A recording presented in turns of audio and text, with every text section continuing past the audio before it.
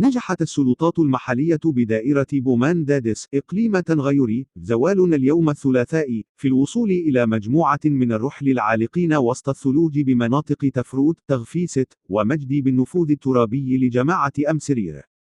وتمكن فريق مكون من ممثلين عن السلطة المحلية والدرك الملكي والقوات المساعدة والوقاية المدنية والهلال الأحمر المغربي والجماعة الترابية والمجتمع المدني من الوصول إلى هؤلاء الرحل العالقين بعد فتح المسالك المؤدية إليهم.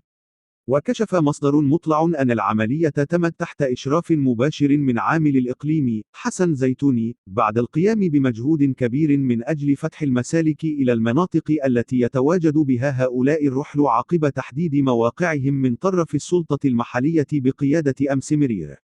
وتم إيصال مؤونة وأدوية وأغطية إليهم، وفتح الطريق لمغادرتهم المكان لتفادي الحصار مرة أخرى، خاصة أن هناك توقعات بتساقطات ثلجية ستعرفها المنطقة خلال الأيام المقبلة، وفق مصدر من الفريق الذي وصل إليهم.